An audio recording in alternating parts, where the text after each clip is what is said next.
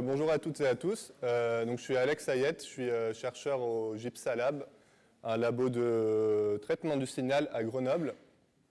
Mais je suis physicien dans la section 19 et je travaille principalement sur les interactions océan-atmosphère, enfin sur la couche limite atmosphérique plutôt. J'en profite vu que je suis là, je travaille aussi sur les interactions savoir-sciences-société au sein de l'ATECOPOL toulousain. Je le dis parce que je pense que ça peut être pertinent pour ce GDR dans les discussions. Donc si vous voulez en parler avec moi, voilà, ça sera avec plaisir.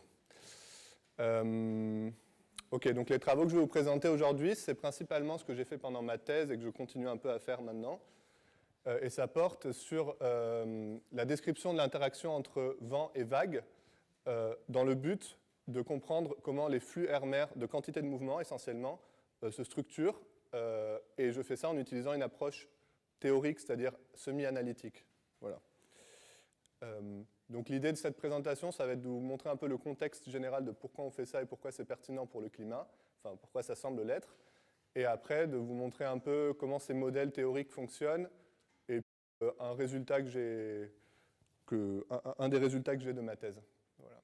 Alors le travail, donc oui, je précise, pardon, ma thèse a été effectuée au LOPS, donc avec toutes ces personnes qui sont là, Jean-Luc Rodespelger, Guillaume Lapère qui est au LMD, Bertrand Chaperon et Louis Marié.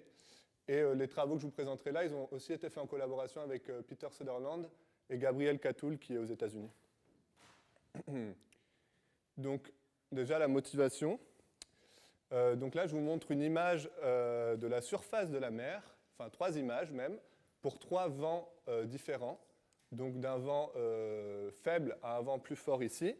Et en fait, ce qu'on voit sur ces images, c'est 2 choses. Bon, déjà, c'est que la mer, c'est multi-échelle. Donc, les vagues sont multi-échelles. On n'a pas une longueur d'onde qui ressort parmi les autres. Enfin, on peut en imaginer une, mais il y a plein de vagues d'échelles différentes qui coexistent. Et ensuite, c'est qu'en fonction de la vitesse du vent, on passe d'une surface ici plutôt lisse, là, avec le canard qui est tranquillement... Enfin, c'est pas un canard, pardon, mais l'oiseau qui est tranquillement en train de se reposer, à, pour des vents qui augmentent, une surface qui devient un peu plus rugueuse, donc avec des déferlements qui commencent à apparaître. Et finalement, des vents très forts, là on a des déferlements qui sont de plus en plus persistants, avec une durée de vie plus longue et qui prennent plus de place dans la rugosité, enfin dans la surface. Donc ça rappelle un peu, si certaines d'entre vous naviguent, l'échelle de Beaufort, qui permet de relier le vent, donc utilisé par les navigateurs, qui permet de donner l'indication du vent en regardant les propriétés géométriques et dynamiques de la surface de la mer. Donc ce qu'on voit ici, en fait, c'est un espèce d'état d'équilibre des vagues de vent courtes. Donc c'est des vagues qui sont plutôt... on ne parle pas de houle ici, on parle de vagues de vent, donc inférieures à, mettons, 10 mètres de longueur d'onde. Un équilibre entre ces vagues de vent courtes et le vent local, un équilibre qui s'est établi. Alors, donc là, je vous ai montré plutôt l'effet du vent sur les vagues. Et donc cette slide-là, elle a pour but d'illustrer l'effet des vagues sur le vent. Parce que, donc là, ce que je vous montre, c'est des mesures en laboratoire. En gris, c'est une vague. En dessous, là, c'est de l'eau. Et au-dessus, les couleurs, c'est un instantané de vitesse horizontale dans l'atmosphère. Donc c'est de la PIV, enfin, ouais, bon, peu importe. Et donc, ce qu'on voit, c'est qu'en aval de la vague, on a une modification du vent avec une structure turbulente qui est modifiée et qui dépend de la pente de la vague. Donc en haut, on a une vague peu pentue, et ici, une vague plus pentue. On voit quand même que qualitativement, c'est un peu différent, la façon dont la turbulence réagit en aval. Voilà. Alors, maintenant, pour situer un peu l'objet, ce qui m'intéresse moi, qui sont les flux air-mer de quantité de mouvement, je vous ai mis ce schéma. Donc, on se place dans ce qu'on appelle la couche limite de surface, c'est-à-dire, grosso modo, les 10 premiers mètres au-dessus de la mer, en niveau moyen, au repos, on va dire. Et donc dans cette couche-là, on a, si on est sur une paroi plane, une loi log du vent. Le vent moyen, il croît logarithmiquement. On peut décomposer le vent en donc, vent moyen plus composante turbulente en faisant la décomposition de Reynolds. Donc idéalement, ça c'est une moyenne d'ensemble en pratique plutôt temporelle dans ce qu'on regarde ici. Voilà.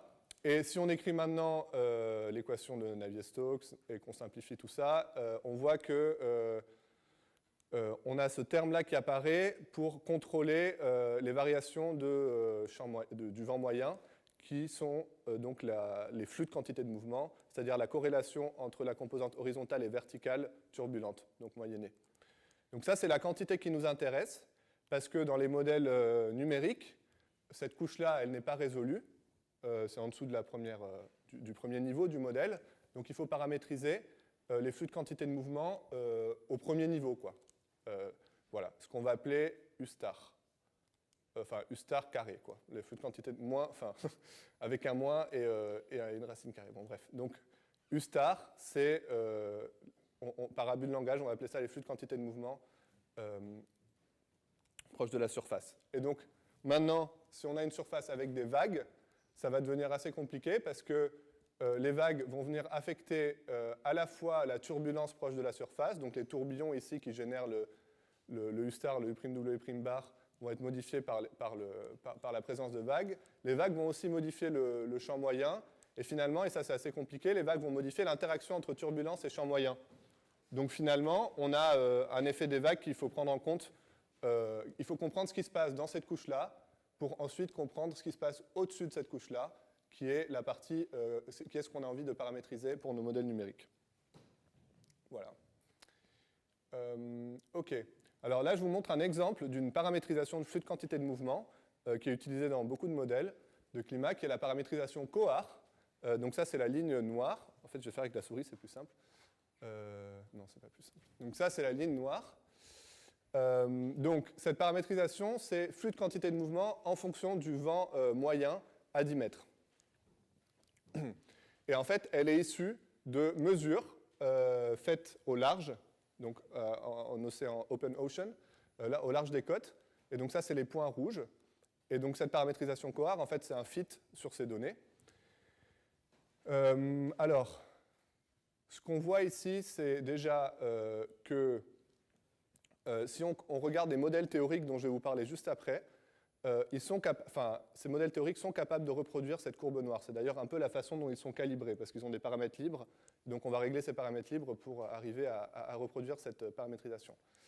Si on enlève les vagues dans les modèles théoriques, donc on se retrouve avec de la turbulence sur un seul plat. Cette dépendance-là de flux de quantité de mouvement en fonction du vent à 10 mètres, elle est différente. On a moins de flux de quantité de mouvement. Parce que la présence de vagues, si on est à un vent donné, la présence de vagues va avoir tendance à augmenter les flux. Ça va générer de la turbulence, donc on va avoir plus de flux.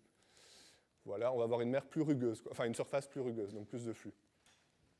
La deuxième chose qu'on voit sur cette courbe, c'est qu'il y a une dispersion des données. Enfin, on le voit là, quoi. Alors la façon, pour le voir de façon assez parlante, c'est de se placer plutôt à un flux de quantité de mouvement donné, là par exemple 0,25. On voit qu'on a des points entre 10 et 15 mètres par seconde. Donc ça fait quand même 5 mètres par seconde de vent moyen de dispersion pour un U-star donné, ce qui est plutôt gros. Donc on peut se poser la question de est-ce qu'il nous manque un paramètre pour paramétriser les flux de quantité de mouvement. Question d'autant plus cruciale que ces données, elles ont souvent été recueillies dans des zones géographiques similaires. C'est-à-dire qu'il n'y a pas une couverture globale de flux de quantité de mouvement. Ça a été des campagnes assez localisées, parce que c'est difficile de mesurer ça en mer. Donc potentiellement, cette dispersion-là, elle est plus grande que ce qu'on voit ici. Voilà. Est-ce que tu peux nous expliquer justement comment on fait pour mesurer un flux de quantité de mouvement sur la mer? Oui, il y a plusieurs façons. On peut mettre une bouée, et dessus on met un anémomètre sonique qui va mesurer les variations haute fréquence du vent, et on calcule, donc on a une série temporelle, et on calcule un U'W' avec cet anémomètre, moyenné sur, en général, ces mesures-là, la moyenne, c'est une moyenne temporelle sur 20-30 minutes.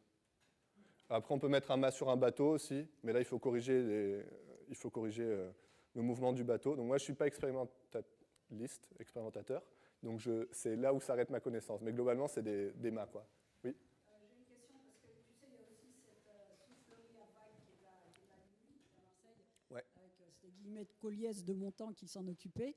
Et ça a quand même dû donner quelques bonnes valeurs de référence. Donc je pose la question, est-ce que c'est utilisé? Oui, oui, je vais en parler après. Alors, la soufflerie, de Lumini, je ne vais pas en parler. Les données que j'ai ne sont pas de là-bas, mais effectivement, la critique, entre guillemets, hein, qu'on peut adresser à ça, c'est que ben, du coup, on est dans des situations où on n'a pas toutes les échelles de vagues présentes.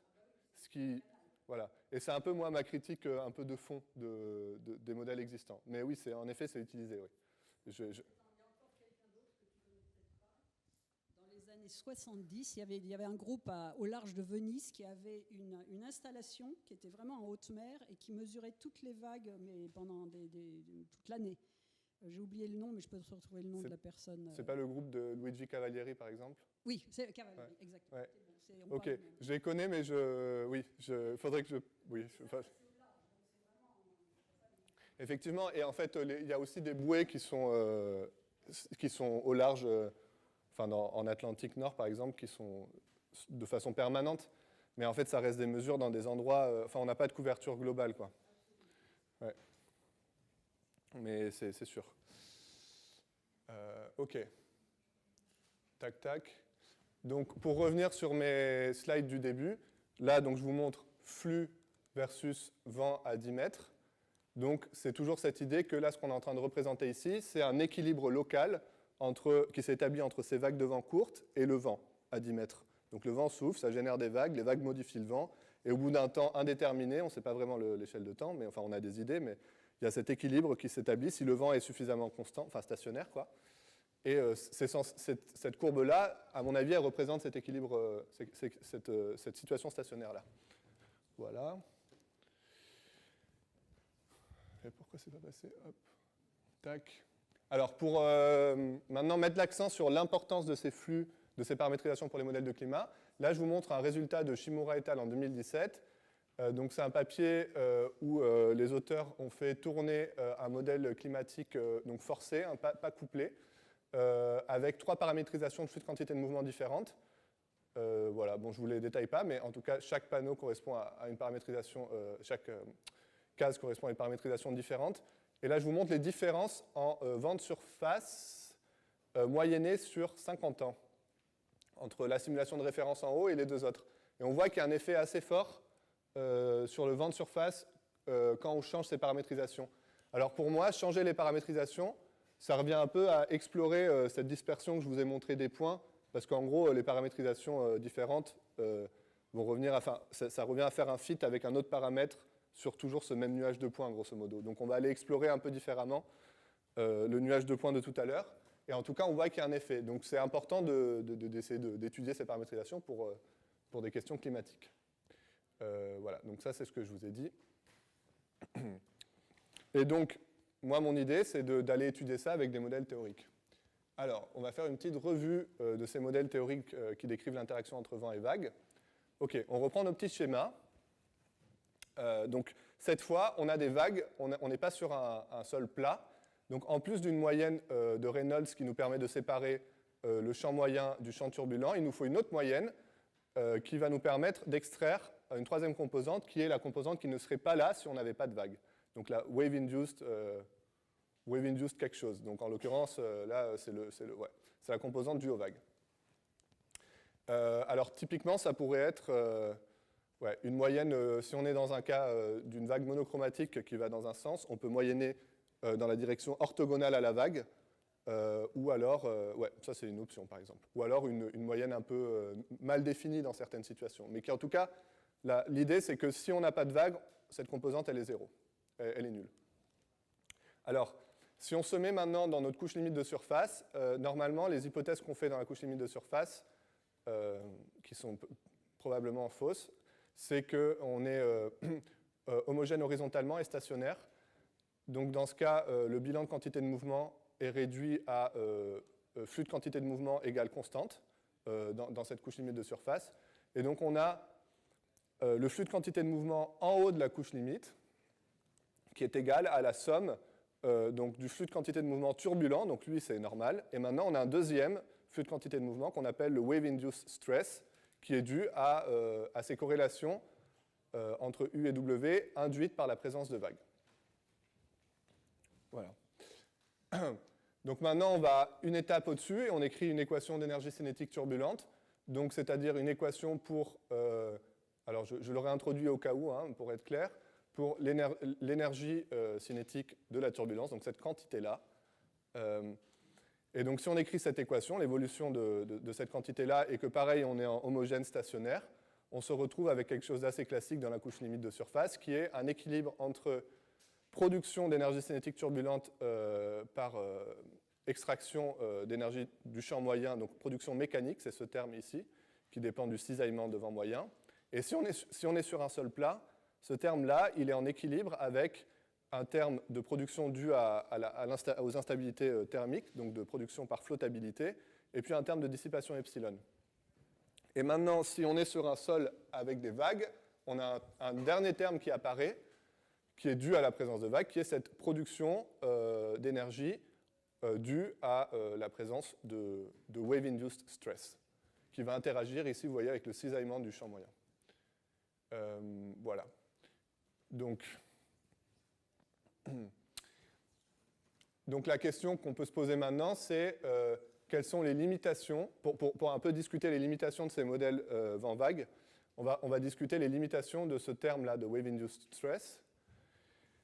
Et donc pour discuter les limitations de ce terme-là, en fait, il va falloir qu'on aille un cran au-dessus et qu'on discute les limitations de ce qu'on appelle le taux de croissance de vague, parce que les deux sont étroitement reliés.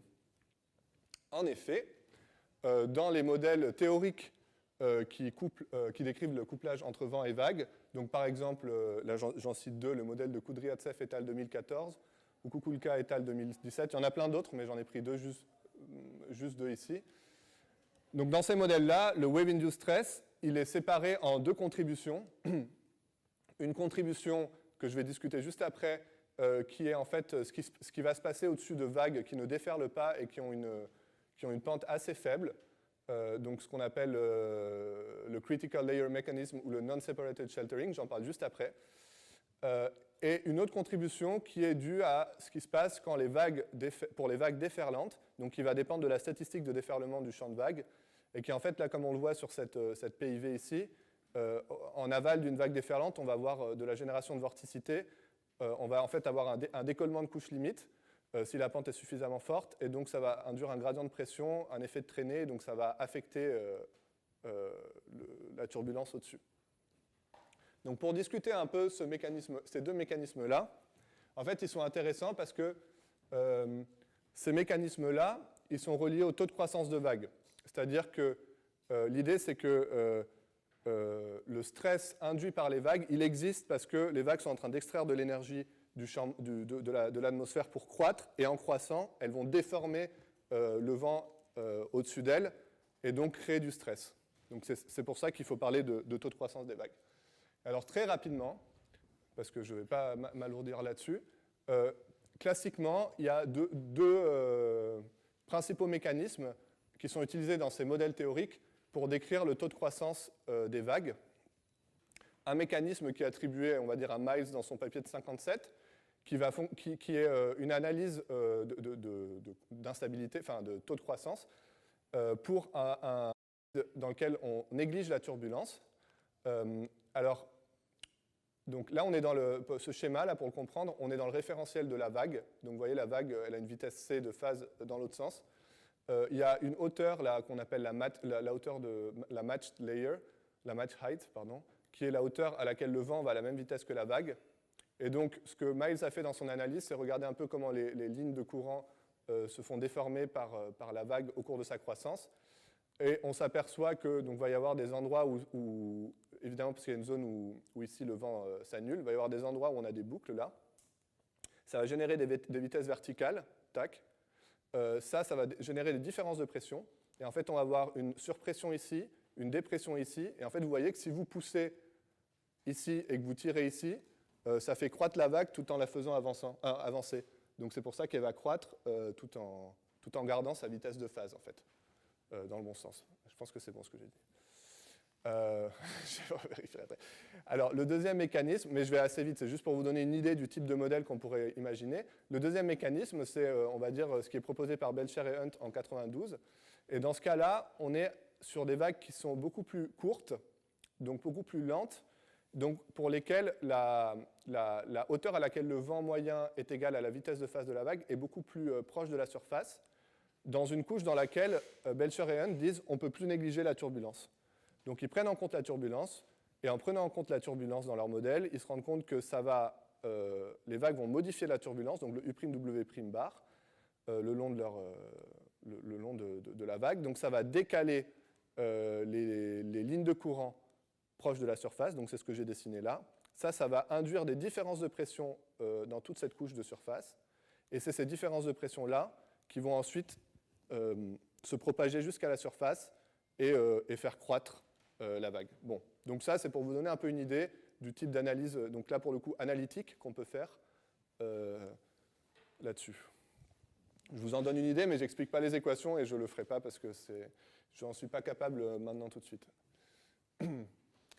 Donc, pour résumer, donc ces modèles théoriques qui couplent vent et vague, ils ont une équation de TKE dans laquelle il y a ce terme de wave-induced stress qui va modifier la turbulence parce qu'il y a des vagues. Et ensuite, ils ont une autre équation qui décrit le spectre des vagues de vent courtes, donc des vagues, on va dire, inférieures au mètre. Et donc cette équation qui décrit le spectre de ces vagues, elle est couplée à l'équation de TKE via ce que je vous ai décrit là, donc le wave-induced stress qui va dépendre du taux de croissance des vagues et qui va permettre de mutuellement à la fois faire croître les vagues et modifier la turbulence. Donc typiquement, les modèles théoriques vent-vague, on les résout par itération, vu qu'on a deux équations polynomiales, on va dire, qu'on peut résoudre. Donc c'est pour ça que je dis que c'est semi-analytique. Et on se retrouve avec un profil de vent proche de la surface, de flux de quantité de mouvement, et un spectre de vagues de vent courtes, qui sont à l'équilibre les uns avec les autres. C'est quoi l'équation de TKE? L'équation d'énergie cinétique turbulente, pardon. Turbulent kinetic energy. Celle que j'ai décrite 3 slides plus tôt. Alors ce truc, c'est-à-dire production d'énergie de turbulence par production mécanique de turbulence, production par flottabilité égale dissipation. Cette équation-là. Et là, je vous donne un exemple de ce spectre qui a été produit par le modèle de Koudriavtsev et al. 2014. À noter que, en fait, donc ce qui est un peu limitant là-dedans, c'est que les vagues de vent courtes, la façon dont sont construits ces modèles, les vagues de vent courtes, donc celles qui vont déterminer vraiment la turbulence et le vent, elles sont sensibles surtout au vent, à des variations de vent.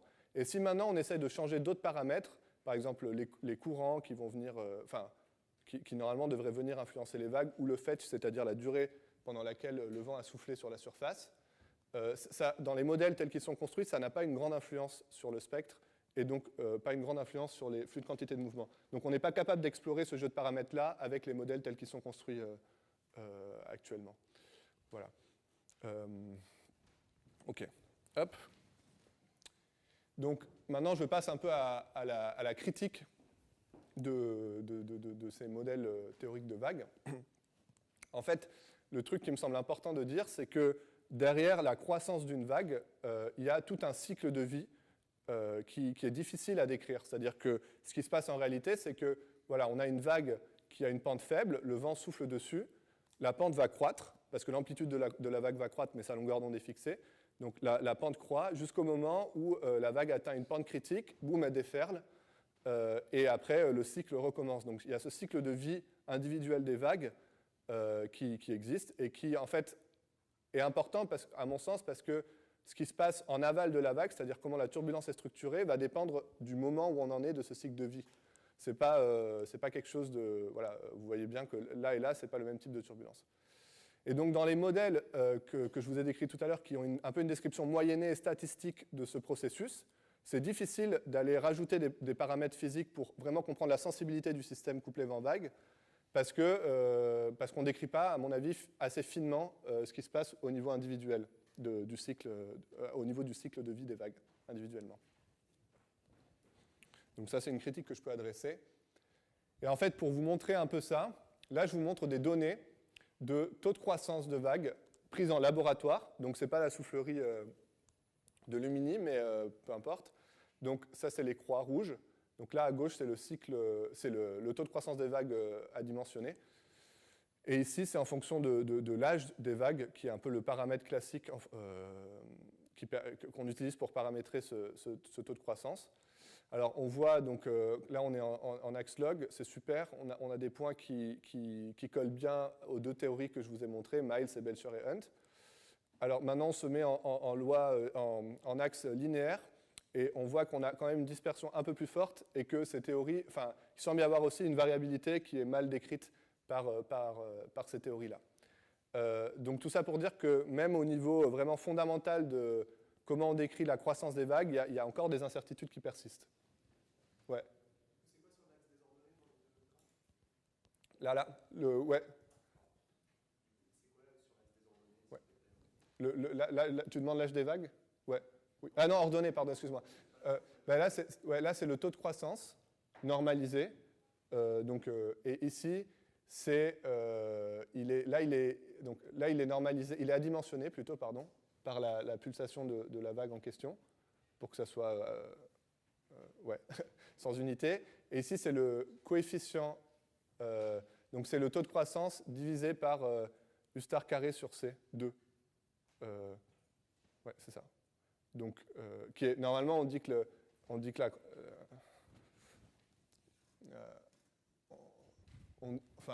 ces théories, elles donnent un truc de ce style-là en général, que le taux de croissance bêta, il est proportionnel à la pulsation, enfin à moins 1, fois U star carré sur C au carré. Donc il y a un coefficient ici, là, le C bêta. Donc c'est ça que je montre dans la deuxième figure. Donc effectivement, ce n'est pas exactement la même chose dans les deux situations, mais voilà. Hop. Donc voilà, et pour finir sur cette critique véhémente des modèles vent vague actuels, mais je les adore, hein, c'est pas...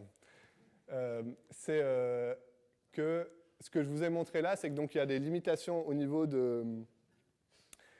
même de des modèles qui permettent de décrire le taux de croissance des vagues, mais c'est plus compliqué que ça, parce que maintenant qu'on est dans une mer réaliste, comme je vous montrais au début, on va avoir plein d'échelles de vagues qui sont présentes au même temps, qui vont potentiellement interagir entre elles. Et ce que je vous ai dit, c'est qu'on a différents mécanismes qui permettent de décrire le taux de croissance des vagues. Alors typiquement, le mécanisme de Belcher et Hunt, on dit qu'il s'applique plutôt à des vagues de taille 1 mètre, on va dire, alors que le mécanisme de Miles, il s'appliquera pour des vagues qui sont légèrement plus grandes. Et à des échelles plus petites, où les déferlements sont très présents, on va avoir d'autres mécanismes, donc ce mécanisme d'écoulement de couche limite qui va s'appliquer. Et donc on a vraiment tous ces mécanismes physiques d'interaction entre vent et vague qui ont lieu au même temps, spatialement et temporellement. Et donc potentiellement, les mécanismes vont interagir entre eux, d'autant plus que les vagues de vent plus longues modulent la pente des vagues de vent plus courtes. Donc ça aussi, ça va venir modifier la façon dont les vagues croissent. Donc c'est ce que j'ai dessiné ici. Et d'autant plus, et ça je l'ai rajouté maintenant parce que tout à l'heure j'ai entendu parler de structures cohérentes, il y a quelques DNS qui montrent que les structures cohérentes, alors c'est très bas, un nombre de Reynolds très bas, donc c'est dur de généraliser, hein, mais elles montrent que les structures cohérentes, donc là j'ai dessiné des hairpins là, vortex, que ça existe ou ça n'existe pas, on y croit ou pas, c'est un débat. Mais en tout cas, ils montrent que les structures cohérentes sont modifiées par la présence des vagues. Donc c'est vraiment un truc compliqué, et c'est décrit de façon moyennée par ces modèles théoriques vent vague, et donc voilà, pour essayer de comprendre finement comment les paramètres extérieurs vont influencer l'équilibre, je pense qu'il y a encore du travail à faire. Voilà. Et je ne sais pas où j'en suis. 49, ok, donc ça c'est ce que je vous ai dit maintenant. Et il y a un papier de revue si vous voulez aller voir plus en détail ce que je raconte. Donc, du coup, ce dont je vais parler dans la suite assez rapidement, c'est une des contributions de ma thèse à ce problème, qui a été d'essayer de tout balayer et d'utiliser un modèle théorique de la turbulence assez simple, qui est censé décrire un peu de façon manipulable la complexité multi-échelle de la turbulence, et essayer d'utiliser ce modèle-là pour comprendre comment on pourrait inclure le cycle de vie des vagues, prendre en compte de façon un peu plus fine le cycle de vie des vagues dans ce couplage vent-vague. Donc, quand je dis cycle de vie des vagues, en fait, ce dont j'ai parlé tout à l'heure, c'est que ce qui est important, c'est que les vagues elles vont croître, puis elles vont déferler. Donc, on se doute bien que le déferlement va jouer un rôle important dans ce que je vais raconter dans la suite. Voilà. Alors, le modèle théorique. Alors le modèle théorique, c'est un modèle qui a été décrit dans Gioia et al. Et dans Catoul et al. Alors l'idée, c'est simple. On a une équation d'énergie cinétique turbulente ici. Donc là, on est sans vague. Donc équilibre entre taux de croissance, production par mécanique et production et flottabilité égale dissipation ici. Et en fait, nous, ce qui nous intéresse, c'est donc trouver le U'W' bar. Et il nous faut une paramétrisation pour la dissipation d'énergie cinétique turbulente. Alors pour ça, ce que Gioia et al. Ont proposé, c'est de se concentrer sur ce qu'on appelle les structures les plus énergétiques, les tourbillons attachés, donc c'est-à-dire les structures cohérentes qui vont contribuer le plus au flux de quantité de mouvement à une hauteur donnée. Donc par exemple, là, si je suis à cette hauteur-là, ça va être schématiquement des tourbillons qui font 2 fois la hauteur à laquelle je me situe. Et si je suis à une hauteur plus grande, pareil, voilà, c'est le tourbillon vert. Donc c'est des tourbillons qui touchent la surface. Et donc, ce qu'on va faire, c'est on va exprimer la dissipation d'énergie cinétique turbulente à une hauteur donnée en fonction de la géométrie de ces tourbillons, c'est-à-dire de leur extension verticale, qui là, en l'occurrence, elle est fixée, elle est égale à z, donc à la distance à laquelle on se situe par rapport au sol, et de leur extension horizontale, avec cette formule-là. Voilà. Et alors, ce qui est intéressant, c'est qu'ensuite, on peut introduire, donc j'en parle pas ici, mais on peut introduire de l'anisotropie, c'est-à-dire que au sens de Catoul, ce qui n'est pas l'anisotropie au sens où d'autres personnes du GDR Navier-Stokes l'entendent, je pense. Donc on peut dire que l'extension horizontale du tourbillon n'est pas la même que l'extension verticale, et on peut jouer avec ça pour retrouver différentes lois. Mais dans le cas d'une loi log en conditions neutres, c'est-à-dire sans stratification, si on dit que l'extension verticale et l'extension horizontale sont égales, on retrouve plein de choses, des profils log proches de la surface. Alors, tac. Donc maintenant, qu'est-ce que j'en ai fait, moi, de ce modèle? Donc, en fait, il y a un papier en 2017 qui est sorti, qui a étendu ce modèle à des surfaces rugueuses, en disant qu'on pouvait décomposer la couche limite de surface en 2 parties. Donc la partie logarithmique ici, où le vent est log, et on a une taille des tourbillons qui dépend de la distance à la surface. Et ensuite, une sous-couche rugueuse, proche de la surface, dans laquelle, en fait, les éléments de rugosité, là, donc par exemple ces petits carrés, vont contraindre la taille des tourbillons. Et donc, peu importe à quelle hauteur on se situe, nos tourbillons les plus énergétiques, ils ont toujours la même taille, c'est contraint par l'élément de rugosité, la taille de l'élément de rugosité, HR, ici. Okay. Donc moi, je me suis dit, on va faire la même chose, mais pour une surface avec des vagues. Et en fait, on ne va pas dire que la hauteur de rugosité est la taille des vagues. On va plutôt chercher une hauteur effective qui représenterait... c'est difficile d'en sortir, mais qui représentait de façon moyennée l'effet des vagues sur la turbulence proche de la surface, dans cette couche rugueuse. Donc si on déroule un peu le modèle, on peut tomber sur cette relation-là. On s'aperçoit, j'ai trouvé une relation entre la vitesse du vent en haut de la couche rugueuse, U de HR, et une vitesse effective qui représenterait la surface de la mer, donc quelque chose qui viendrait contrôler le cisaillement dans la couche limite rugueuse et donc les tourbillons. Et cette vitesse effective, on peut la relier à U star avec cette formule-là. C égale environ 2,5 fois U star. Alors du coup, ça nous permet de tracer cette courbe, qui est cette vitesse effective de la surface qui contraint la turbulence dans la couche rugueuse en fonction de U star. Et donc, si on relie U star, donc le flux de quantité de mouvement ici, c'est pareil que U star, et le vent à 10 mètres, on peut tracer ça en fonction de U10. Donc ça s'exprime en fonction de ça, mais avec cette courbe-là, on peut le tracer en fonction du vent. Donc ça, c'est la courbe que j'ai trouvée avec le modèle théorique. Voilà, super. Pas de dispersion pour le coup. Oui, 5 minutes, parfait. Je vais aller vite. OK.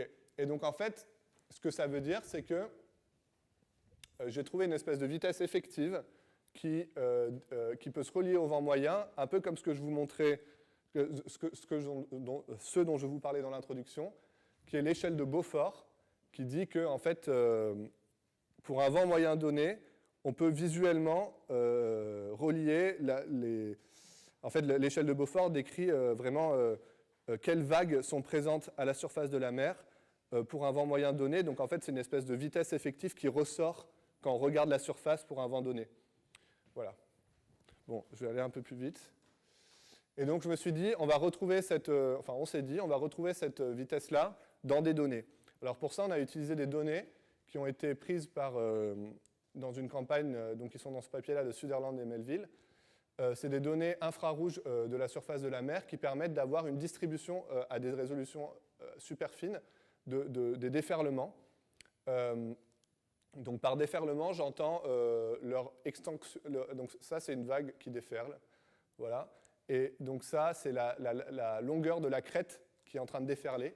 Et donc ça, on peut le mesurer avec ces mesures infrarouges et avoir une statistique de ces longueurs de crête déferlantes. Et on s'est dit, bon, vu que tout ça a l'air d'être piloté par les déferlements, on va aller regarder dans les données de déferlement si on arrive à retrouver cette vitesse effective. Et plus précisément, ce qu'on a regardé, c'est, donc là, je vous montre cette quantité-là, cette statistique de déferlement, je ne rentrerai pas plus en détail, donc cette longueur de crête déferlante, en fonction du vent à 10 mètres, pour différentes vitesses de vagues, enfin de crête déferlante. C'est-à-dire qu'on est capable de mesurer à la fois la longueur de la crête déferlante, mais aussi la vitesse à laquelle elle avance. Donc on a une information sur la vitesse des crêtes déferlantes. Donc ça, c'est des vagues plutôt lentes, un peu plus rapides et plus rapides en bas. Et on s'aperçoit que quand on regarde la statistique de déferlement à une vitesse de vague donnée en fonction du vent à 10 mètres, hop, là, ça déferle de plus en plus, on a une densité de déferlement de plus en plus grande, et à un moment, boum, ça sature. Si on se met dans l'autre sens ici, et qu'on regarde à un vent donné comment est-ce que la statistique de déferlement augmente si on fait un petit changement de vent, donc là, c'est le gradient de déferlement, le gradient de cette quantité-là en fonction du vent, on voit qu'à un vent donné, en fait, on a vraiment une échelle qui ressort, qui est l'échelle qui est la plus sensible à des variations de vent. C'est-à-dire si on change un petit peu le vent, c'est cette échelle qui va croître le plus. Voilà. Donc on s'est dit, cette échelle-là, qui est celle qui répond le plus au vent, ça doit être celle qui est le plus représentative de la surface à un vent donné. Et magie, ça colle plus ou moins, enfin moi je trouve plutôt plus que moins, au modèle théorique. C'est-à-dire qu'on a quand même les mêmes tendances. Bon, on a fait d'autres tests, mais grosso modo, ça marche plutôt bien. On a retrouvé une échelle, une vitesse de phase qui semble matcher la prédiction théorique. Donc en rouge, c'est les données. Et en noir, c'est le modèle théorique. Voilà. Alors, donc je n'ai pas fait le lien avec le cycle de vie, et je pense que je vais juste rapidement dire un mot-clé même, c'est qu'on a montré que cette vitesse qui ressort des mesures, cette vitesse caractéristique là qu'on a trouvée dans les mesures, on peut la relier à ce qu'on appelle le wind drift, la dérive de surface, c'est-à-dire c'est une vitesse proche de la surface mais côté haut, qui est générée par le vent. Et qui, en fait, elle est importante, cette dérive, ce courant subsurface, il est important parce qu'il limite, il vient déterminer la pente critique à partir de laquelle les vagues vont déferler. En fonction de la dérive, les vagues vont avoir tendance à déferler plus vite ou moins vite. Donc elle va avoir une pente critique plus ou moins grande avant de se mettre à déferler. Donc en fait, ça fait le lien entre cycle de vie des vagues, déferlement et la quantité qu'on a trouvée, mais je vais passer à la conclusion. Et pour reprendre les motivations, donc on a les motivations. Alors, on avait ici des flux de quantité de mouvement en fonction du vent à 10 mètres dans les paramétrisations, là. Donc COAR, la paramétrisation utilisée dans plein de modèles. Il y a de la dispersion, on se demande d'où elle vient. Et donc cette dispersion, elle est importante parce qu'elle a l'air d'avoir un impact sur les modèles de climat à l'échelle climatique. Du coup, je vous ai d'abord montré que les modèles théoriques qui permettent de décrire cette relation COAR, ils ont des limites, notamment le fait que c'est difficile de prendre en compte l'aspect multi-échelle de la surface dans ces modèles, et qu'il y a aussi des limites dans la façon dont le taux de croissance des vagues est représenté dans ces modèles. Donc, j'ai rapidement essayé de faire table rase et de proposer autre chose, mais c'est encore un travail en cours, hein, ça va être long. En essayant de trouver une vitesse caractéristique, mais cette fois vraiment associée au cycle de vie des vagues, qui permettent de décrire d'une autre façon, avec un autre cadre théorique, le lien entre turbulence et géométrie et topologie de la surface, pour employer des gros mots.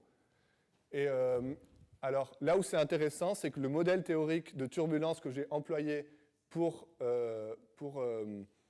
faire ce travail-là, il peut aussi s'écrire de façon spectrale, c'est-à-dire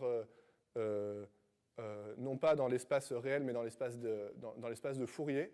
Et moi, ça m'ouvre des perspectives sur une description vraiment spectrale de l'interaction entre turbulence et vague, et non pas une interaction en écrivant une équation d'énergie cinétique turbulente qui elle est dans l'espace réel. Voilà, donc ça, c'est les perspectives. Que ce cadre théorique, en fait, il nous permettra de décrire peut-être de façon plus fine l'effet de paramètres extérieurs sur le système couplé vent-vague, donc typiquement les courants qui vont modifier les flux, l'interaction entre différentes vagues, entre vagues de différentes échelles dans une mer multi-échelle. Il nous permettra d'aller peut-être vers une description spectrale de l'interaction entre turbulence et vagues de vent. Alors du coup, là, je fais de la pub pour Hugo qui a un poster. Parce qu'une autre chose, c'est que les vagues, on peut les observer à partir d'images SAR. Et donc, ça peut nous permettre de voir les interactions air-mer à des échelles fines. Voilà, et de les étudier. Donc, allez voir le poster. Je vous encourage à aller le voir.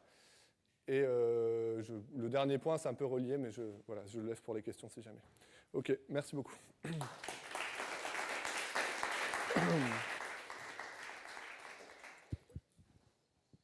Merci beaucoup, Alex. C'est très intéressant. Est-ce que vous avez des questions pour Alex ? Merci, Alex. Mais du coup, la variabilité, tu l'expliques avec ce modèle ou pas ? Je n'ai pas compris.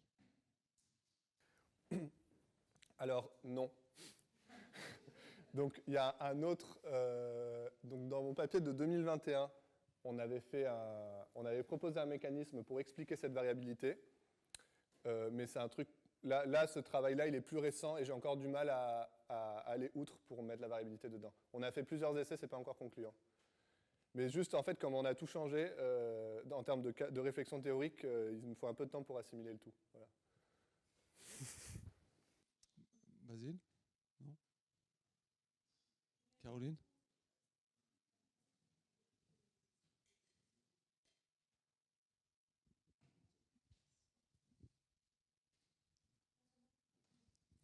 Merci beaucoup. J'avais une question, ça fait peut-être partie des limites que vous avez soulignées. Dans le modèle Kudryavtsev et les autres, etc., et vos propres travaux, comment prendriez-vous en compte le fait que vous avez des différentes longueurs d'onde de vagues et ou déferlements de vagues, mais dans les équations de bilan en point de TKE, ce que vous avez appelé, parce qu'il y a des moyennes de phase. Du coup, quand vous avez des différentes longueurs d'onde et ou déferlements, comment fait-on ? Vous dites au niveau du choix de la moyenne, par exemple ? Oui, parce que ça ne peut pas être si simple, en fait. Je suis étonnée Ah oui, de la non. simplicité. Non, ce n'est effectivement pas simple. Et moi, la question de la moyenne qu'on choisit pour séparer turbulence et vagues, c'est quelque chose sur lequel je ne suis pas encore tout à fait clair. Alors, en fait, une façon simple de s'en sortir, c'est de dire qu'on a un champ de vagues unidirectionnel.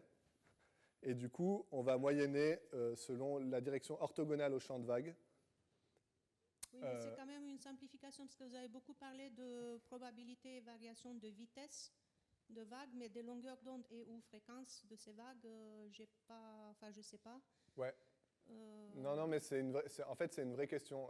Et c'est un peu la raison pour laquelle on a voulu faire ce cadre-là, où on s'affranchit un peu de cette moyenne de vagues qui est difficilement définissable dans des questions. Parce que dans les vagues qui sont créées en différents canaux à houle en France, à tous les endroits possibles, différents endroits, on peut avoir des longueurs d'onde, des vagues d'une certaine longueur d'onde, mais après, en réalité, c'est plus compliqué que ça. Oui, juste par curiosité, toujours dans les mêmes types de bilans, vous avez vu des productions négatives dans Ouais.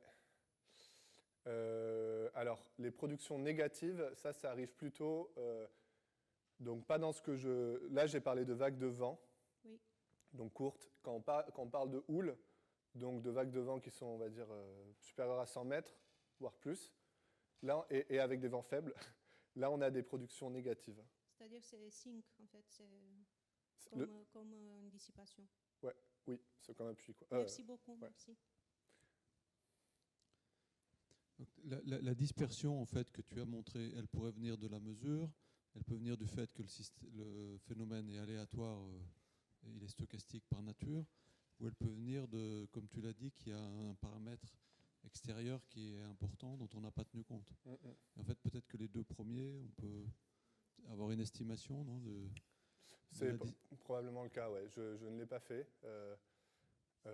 Mais on peut avoir une estimation. Après, donc je fais plutôt confiance aux expérimentalistes là-dessus, où j'ai cru comprendre en discutant qu'on est quand même plutôt confiant sur l'erreur de mesure, en tout cas. Enfin, je veux dire, on peut assurer qu'il y a une dispersion assez grande. Pour le côté aléatoire, ça, je ne sais pas, du processus. Mais c'est quand même... Alors, du coup, oui, pour répondre à ça, là, on parle quand même de points qui sont issus de moyennes sur 20 minutes, quoi. Ce n'est pas des instantanés, hein. Donc, il y a quand même une part de variabilité qui a été enlevée. Par contre, vous voyez, si l'atmosphère est non stationnaire, s'il y a un front qui passe au moment, ben voilà, mais ça fait partie des paramètres que j'appellerais externes, quoi.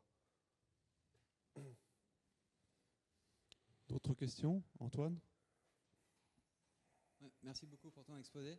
Et j'ai une question sur ce qui se fait en turbulence d'onde. Dans ce contexte-là, est-ce que ça a une application possible qui existe déjà ou potentielle? Comment les études sur la turbulence d'onde de surface s'inscrivent dans les interactions entre air-mer, quoi? Quand tu dis onde, tu dis par exemple onde de gravité en turbulence stable, quoi. Ouais. Alors les formalismes sont assez similaires dans cette séparation, de ce que j'ai compris. Après, alors qu'est-ce que je peux dire là-dessus? Non, mais j'avais un peu regardé des papiers de Zili Tankevich là-dessus, et j'avais l'impression qu'on avait des équations qui ressemblaient, mais je n'ai pas plus creusé que ça, quoi, en fait, parce que finalement, là, on a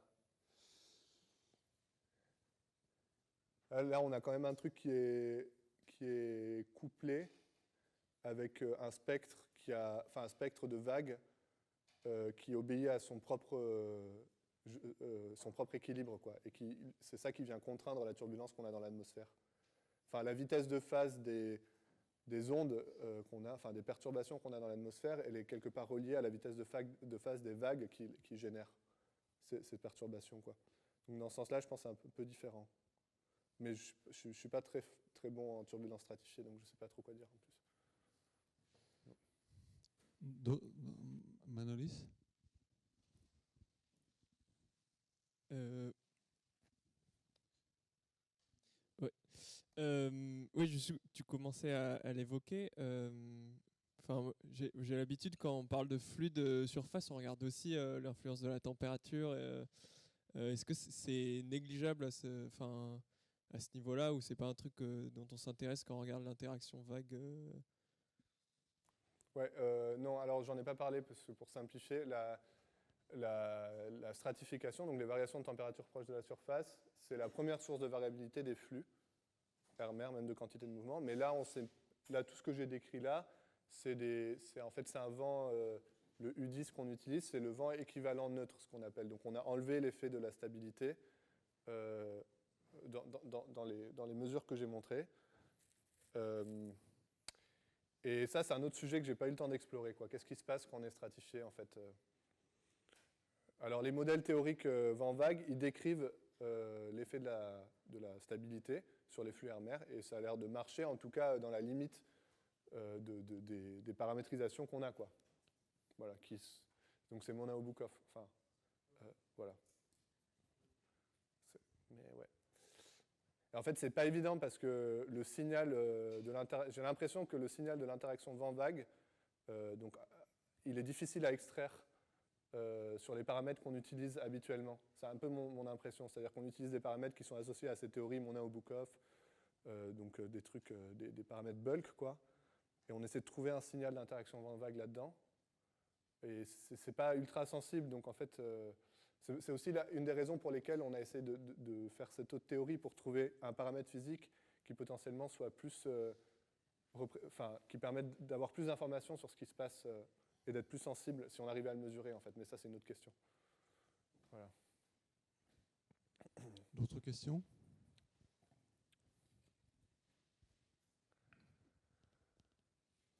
Je vais poser peut-être une dernière question. Tu as motivé ton étude en disant que ces fluctuations, elles avaient potentiellement un impact important sur les flux sur l'océan, donc sur la circulation à grande échelle.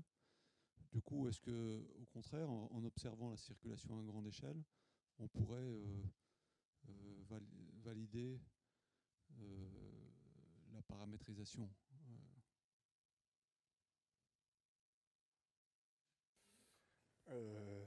Alors, donc déjà, les modèles que j'ai montrés, c'était purement atmosphérique pour le coup. C'était des modèles atmosphériques forcés par l'océan. Et ce que j'ai montré, c'était le vent.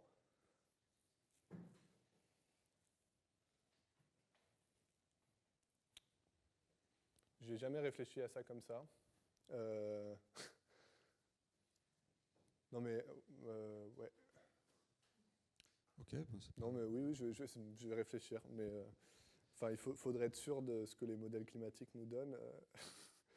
Et puis, ouais. Ok, merci. Bon, bah, merci beaucoup. C'est un exposé très intéressant.